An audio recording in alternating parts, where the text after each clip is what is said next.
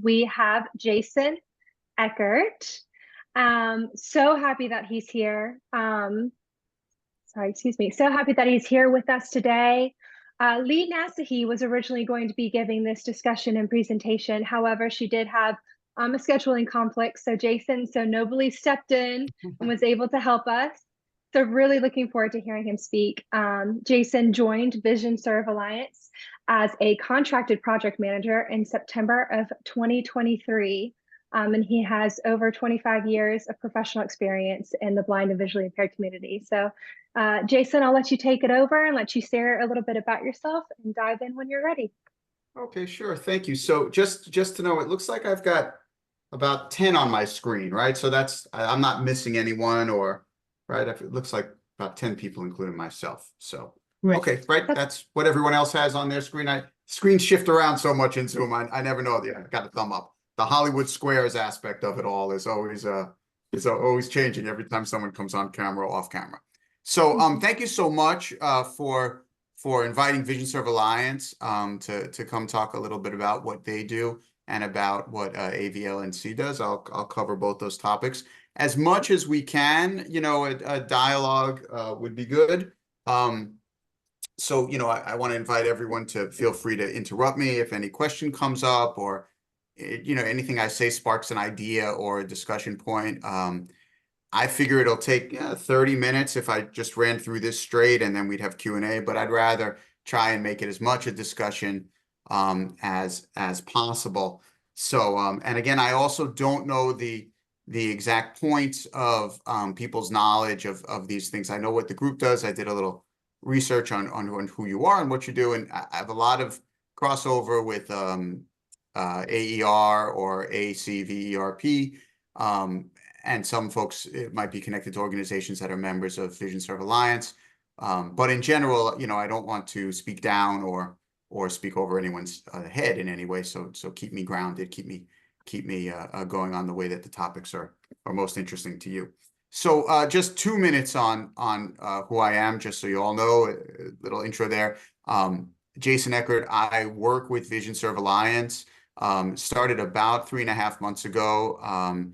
Dividing up some of the duties that the executive director has, that's Lee Nasahy, between her and I, and taking on a large project, which I will talk about. Prior to that, my background is in as a rehabilitation counselor and a psychologist. Training is all from the George Washington University, undergraduate and graduate school in those disciplines. All the certifications that CRCs have, NCC and all that stuff. And then spent a small amount of time in drug and alcohol rehabilitation work. Then went to the Lighthouse, which is now the Lighthouse Guild in New York, as a case manager and a career counselor. Then went to the New York State Commission for the Blind. Worked up in their system, counselor, senior counselor, and other positions there. Until around COVID time. And then COVID caused some family changes and forced me to move out of state to care for some family members and things of that nature. So that caused me to go to Reader's Digest Partners for Sight as their executive director for a couple of years, and then had a lot of interaction with Vision Serve Alliance, connecting to the agencies that they have as members to do grant making work. And that's how Lee Nasahy got wind of me and asked if I would come join her team, and I was happy to do so. So that's just a little bit about me and my background. So a lot of direct service and a lot of service coordination, certainly, which included, orientation and mobility. For lack of, language and maybe politically incorrect language now, I myself am a high partial, so have had plenty of orientation and mobility lessons from great folks like you all around New York City. So I am appreciative of the profession and spent a lot of time with people who share the credentialing and discipline with you all. So let me talk just a little bit about what Vision Serve Alliance is, some of the work that we do, and then I'll talk about what AVLNC is and some of the work that they do. And again, I just want to welcome that if anything spurs a thought or a discussion point, please jump in. I will say if Lee Nasahy can join us, she will. She had a conflicting event And she'll try to pop away if she can, but the last message I got from her was that she doesn't think that that will be possible, but hope springs eternal. So let's see if she does. All right, so basically Vision Serve Alliance is a not-for-profit. It's a 501c3, like many of the organizations that people here probably work for. We're a membership association, though. So agencies that provide services to anyone in the blind and vision impaired community can become members of Vision Serve Alliance. So it's mostly not-for-profit agencies, but not all.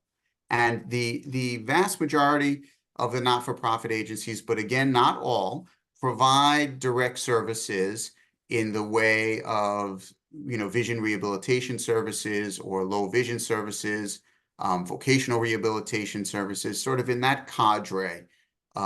It tends to be most of our agencies. So anytime I forget the name of an organization that we're working with, I just call it like the lighthouse of blank, right? So it's all the things that those lighthouses do all across the country is the vast majority of our members. Obviously, some of those members do things that you're all familiar with. They are also members of National Industries for the Blind, right? So they may very well have some of those warehouse facilities or factory facilities where also people with vision impairments are employed, and then they're in that system, as well. Many of the organizations in this category of not-for-profits do have contracts with their state vocational rehabilitation services organizations to provide low vision services or to provide the vocational rehab services or the vision rehabilitation services that fall underneath that. And again, that's obviously connected to the orientation and mobility services that get provided.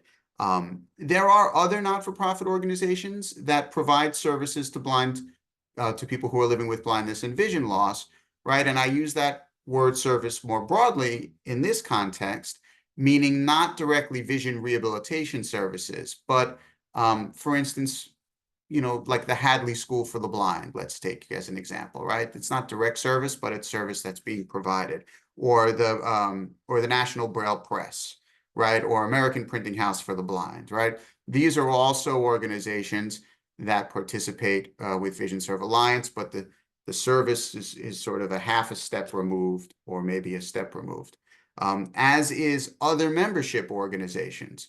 So the American Council of the Blind, for instance, is a member organization, as is ACVREP and AER, right? So there's sort of a step in between for those. But in these instances, and in some of the others I'll talk about, we seek a twofold mission. We seek to serve the agencies that are providing service to people with vision loss, and we constantly seek to see the through line. Whenever we take on a project, I'll talk about a couple. Whenever we take on a project, we absolutely make sure that we have an awareness of what the through line is. So not only how is this going to assist or help the agencies that are members of Vision Serve Alliance, but also how will this project directly relate as a through line to a person who's living with blindness, with vision loss. And our mission statement is our mission statement. I almost hate to repeat them because we all have really good mission statements, right? And it's really just to increase, to benefit or to increase in some capacity somebody's functioning in the world as a blind and vision impaired person, either if it's independence, if it's self-reliance, if it's increased travel, if it's some people do words like live, work, grow. I mean, whatever that mission is that we're all here to assist folks who are living with blindness and vision loss to sort of do better, live better, be happier, be more integrated in the community. All of that language is what we're all striving for. There are some other organizations that are not-for-profits and that are for-profit organizations that also participate as members with Vision Serve Alliance. And again, those would be folks that are, in some capacity providing a service, or we identify a through line to a service. So there are some for-profit organizations that provide services. MaxiAids might be an example there, or the Accessible Pharmacy might be an example there, and a few others that provide services to folks living with vision loss on a for-profit basis. We also do have some funders, so some foundations, and foundations are incorporated in a whole host of ways. They could be family foundations, they can be 501c3s, they can be a whole host of things that that enable them. And that too would be the through line, that they are in the process of supporting programming with other not-for-profit organizations that assist folks living with vision loss. So that's basically the how the organization works. It's a membership organization for those folks. Before I keep going, are there any questions that come up related to that? Oh, and it looked like Lee joined us. I do see you there. Hi, Lee. Oh, I think you're on mute. Yes. Yes. Hello, everybody. I am so sorry I'm late and having to do it this way. I'm a bad mom. But I am here at my son Joe's Christmas party. Could I go off script a minute and just show you the awesome Christmas tree that's in his house? Because it's really, really cool. Let me just put it on camera. You have a lot of anticipatory smiling faces. So Yes. let's see what comes up. Table. This. Oh, Can you see it? oh, how nice. You see that whole thing? He's the Grinch. Yeah, it's great. Good Grinch. Okay, sorry. Creative. So I wanted to thank you all for inviting us to participate, and I hope you're having a great conversation. Jason is a wonderful addition to our team at Vision Serve Alliance. So he's got all the talking points, and I hope you'll engage in a great conversation. Thanks, Lee. Thank you. Back to you, Jason. Okay. So my pause point here, Lee, when I noticed that you were on, looking off my notes paper, was to see if what I had talked about, just about who are members of Vision Serve Alliance, if that spurred any questions. If not, I can talk a little bit more about the organization, membership size, some things like that. But I didn't know if just those categories made sense. I do realize, just looking down at my notes, that I did leave off that there are school organizations as well. So a couple of schools for kids also are organizations of, sorry, my phone was ringing, are also members of Vision Serve Alliance. The Lavelle School in New York, the New York Institute, organizations like that. Any questions related to this so far while I take a sip of water?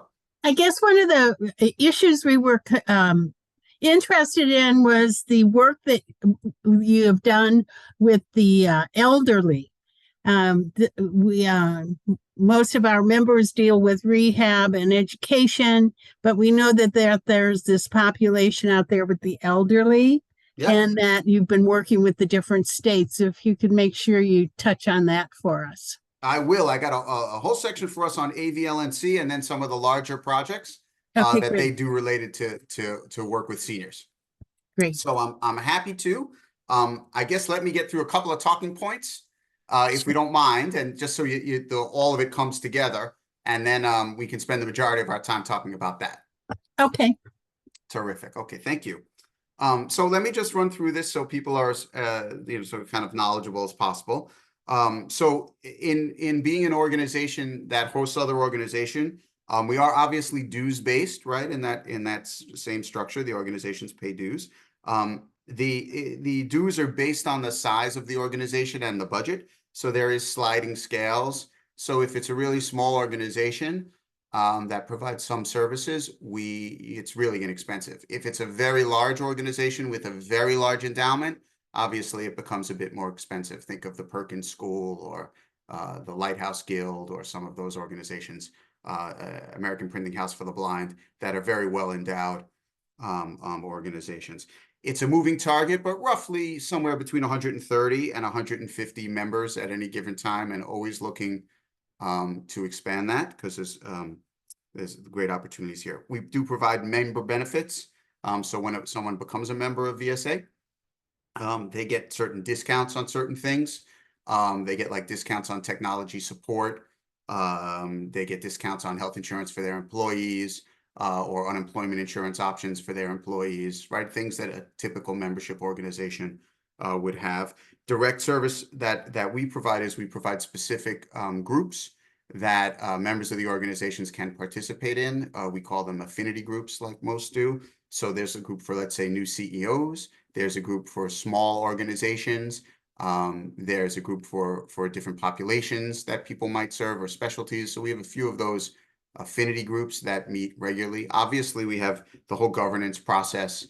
So there's committee work that can be done. There's a public policy committee. There's the finance committee, all those things that happen with not-for-profits.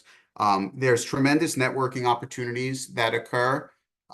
We provide training webinars. We provide in-person consultation, not-for-profit consultation, some for free, some for cost. And annually, we provide a conference for members. And once every 5 years, which is coming up this year, so indulge a 2-minute pitch. Once every 5 years, we provide what we call an open source conference. So person doesn't have to be a member of VSA, only interested in the blind and vision impaired community in some capacity, or work in the community in some capacity. Welcome to come to the conference. And the conference has a whole day of a kickoff and organizational meetings, where what we do is poll the entire audience for issues that they think are really relevant in the blind and vision impaired community in any way. It's a whole sort of structured process. We guide all of that. We write all of that down, and then we vote on it. And we create basically 60 breakout groups that occur over the next 2 days based on the conversation that we had. And the person who introduced the topic that ended up in the top 60, they then become responsible for presenting on the topic in an hour-long session in the next day or the day after that. So some of our members who've really wanted to get something on the community sort of table, in the community atmosphere, they come very, very well prepared. We start this meeting, their hand goes up, they stand up, they make a pitch, they corral the votes, and then in the next day, they have a very, very well organized presentation that they've been wishing to share. Other people have some good ideas in the moments. They raise a hand, the idea is so good, they get the votes, and then, surprise, you're responsible for the conversation that's going to happen in the next, in the next day or two for an hour. We record all those conversations. We have note takers with those conversations, and then Vision Serve Alliance creates its next 5-year strategic plan based on the ideas that came out of those conferences. And we report out annually to our membership how we're doing related to the ideas that came out of those conferences.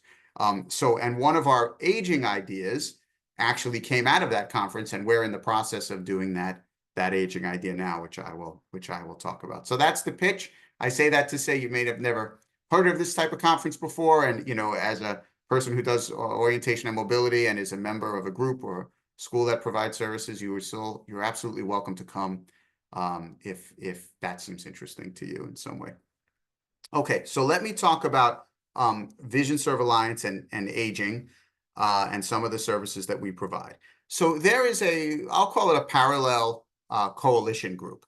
There's a parallel coalition group, all the initials, the alphabet soup here, of AVLNC. So it's the Aging and Vision Loss Network Coalition.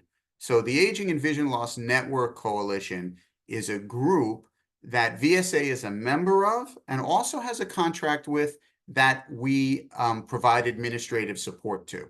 So we sort of host the coalition, and we are members of the coalition, but it is in fact a coalition of any agency that wishes to send a representative to these coalition meetings and to work together as part of a group to advance the issues that are related to aging and vision loss forward.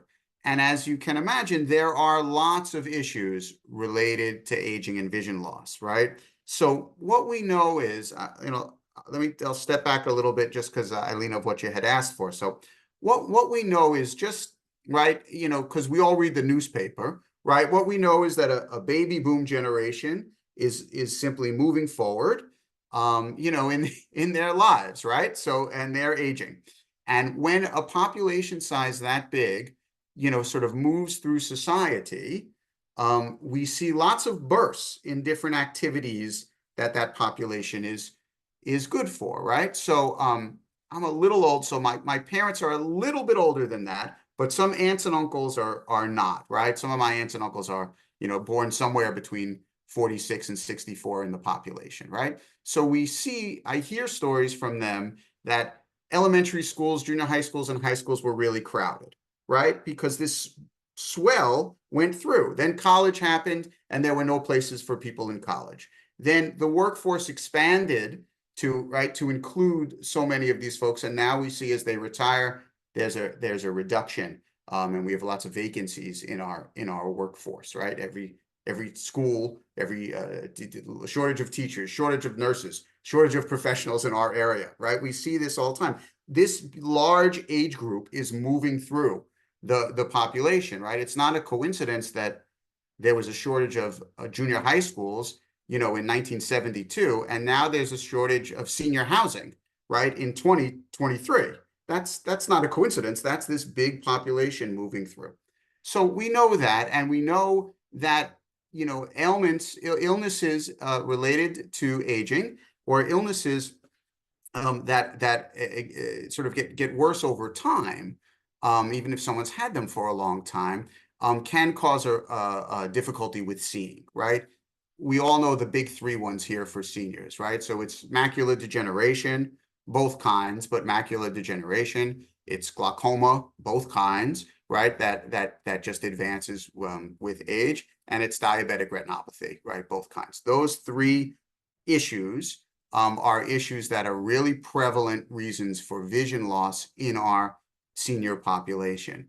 And when we think about this, this is not a population that identified itself as vision impaired or having any vision issues through the course of their entire life, right? These are folks who had a work life without vision loss, who lived an independent life without vision loss. All the other things might have been happening with them, but they weren't experiencing them as a youth or as an adult, where a lot of adaptation and life change occurred at earlier points in their life. So when we get to this place at later in life, there's really sort of a shortage of services for folks like that, and there's a shortage of funding in these areas. Why? It's the story I always tell. This is just a Jason Eckert story, but when I talk about this is, in my day, there was a famous show, Little House on the Prairie. Does that ring a bell for anybody, right? So it's the 1800s, it's 1880s, it's Little House on the Prairie, and the older sister in the show, Mary Ingalls, loses her vision, right? In 1880, when you lost your vision, you didn't go to the blind hospital, right? You went to the blind school, right? The school was the point of vision. We didn't have this type of vision loss and this type of population that aged, right? It was school-based programs, and then post our wars, it was vocational rehabilitation programs that got birthed out of military blindness, right? And those type of issues. So that's how we got voc rehab services, and that's how we got our school services, right? Based on our history. But this large portion of the population that's losing its vision due to symptoms of advanced medical conditions didn't nearly exist as much as it does now.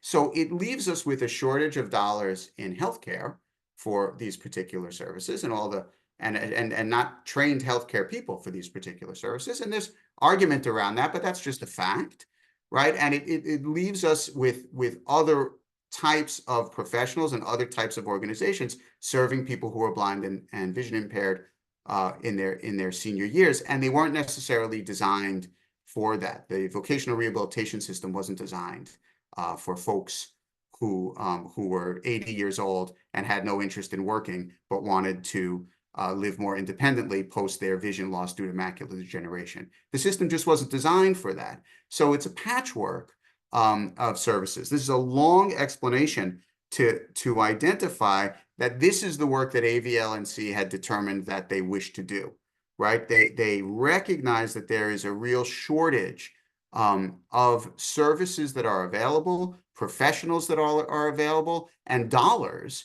frankly, in the service system that are available for this age group, right? So the coalition of people who joined this group, or the people who joined this group that made the coalition, was obviously the members of Vision Serve Alliance, right?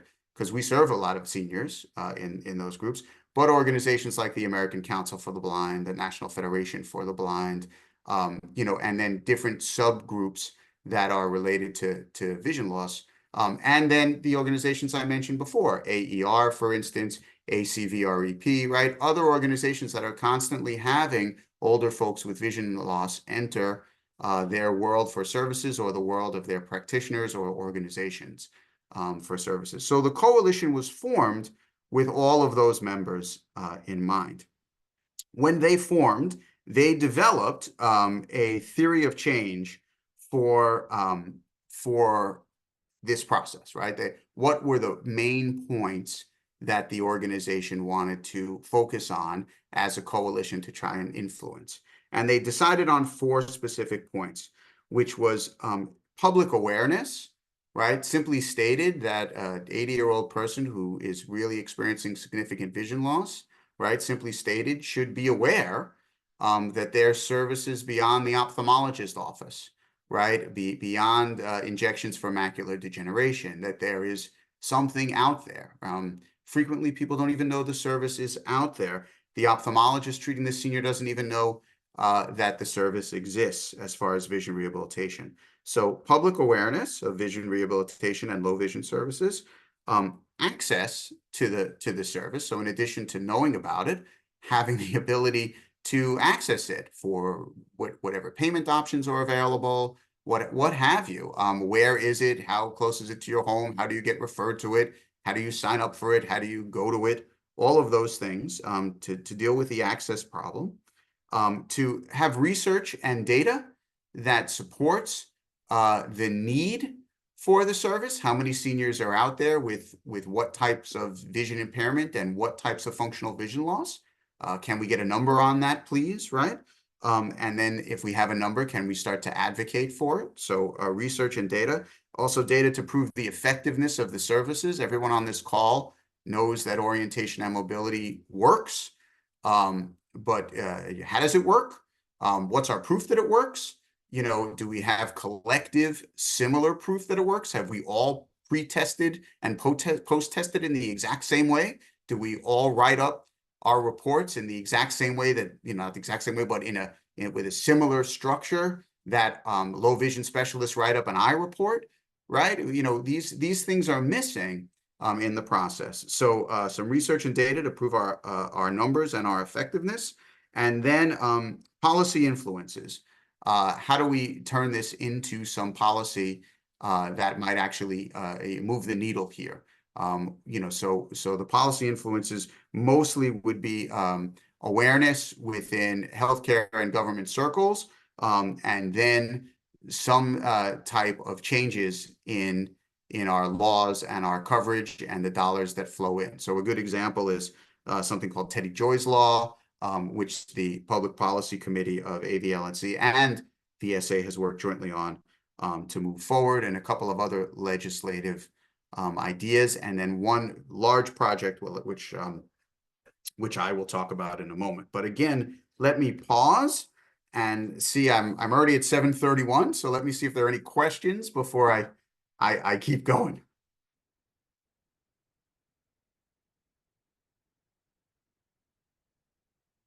No, I feel bad if I'm just lecturing at you.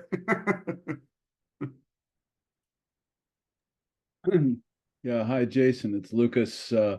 I'm enjoying the presentation very much. As you mentioned, it's gone over the years. It's gotten beyond being an alphabet soup to being a full-blown stew.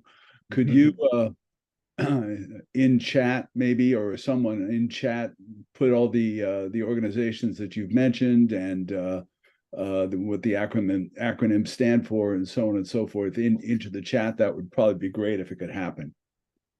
Can I say them out loud and someone type them in? Is that possible? Or can I assign that? Because if I do it, I'm going to be distracted and you'll all just hear me typing away for a few minutes. Unless we keep the call live and I do it at the very end, or I can just write